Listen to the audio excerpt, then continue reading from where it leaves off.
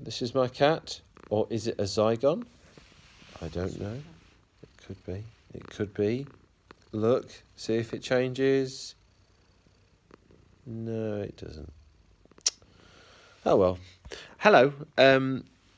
So, it feels like a nice fresh start, and it is indeed a nice fresh start. And although we are back on Earth, which in turn feels a bit weird because we're back on Earth, and seeing Benton, the Brigadier, I can handle seeing the Brigadier. Seeing Benton was a bit weird. But I'm absolutely right. So, I want to talk about... What did I want to talk about?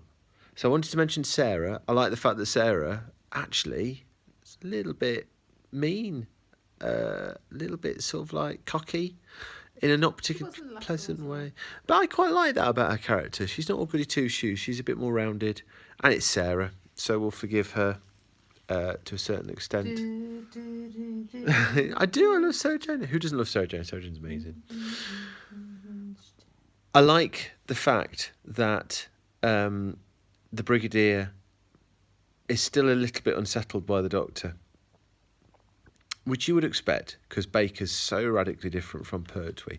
And perhaps we should treat this first episode as a comparison between Pertwee and Baker, because Pertwee would never have come back and gone, "Why have you brought me back? Grumble, grumble, grumble. I'm not going to help. Rah, rah, rah, rah, rah." Because Pertwee's all man of action. I'm going to jump in and sort this out. You know. Hi. Hi. Yeah, fair point. So that was interesting. I tell you what I want to talk about. I love this TARDIS team. And I think... Harry's not dead. I think that this TARDIS team demonstrates that the Doctor with a boy and a girl is the perfect fit. Because I think a boy and a girl, because at the end of the day he's like the teacher. He's like not the father figure, and I don't particularly like avuncular, but he's like the guide, and they are subordinate to him in a great number of respects.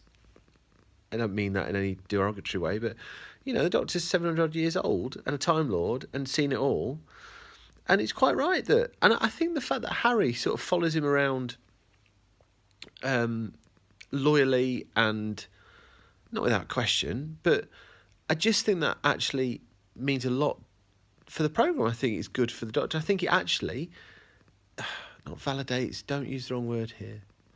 But I actually think it takes the female companion, that female role throughout Doctor Who, and actually says anybody would be this sort of character, answering questions, getting scared now and again. Obviously, I much prefer Sarah Jane to a Dodo, but the fact that Harry's there, following the Doctor, being loyal, being true, asking questions, making mistakes, just goes to show that whether a man or a woman, you would be like that with the Doctor. And I think that the fact that I just love this TARDIS team, and I still love the fact that Sarah's kind of got one over on Harry most of the time, and that makes me happy. I think that's good.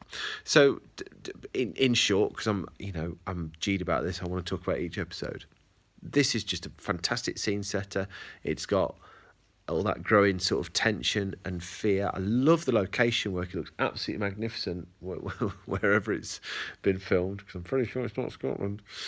It looked like Scotland. It did. I think they made a decent job, but I don't think it's Scotland. We'll look it up in a bit. I thought it looked just like where we went in Mull. Oh, we had a nice time there, didn't we?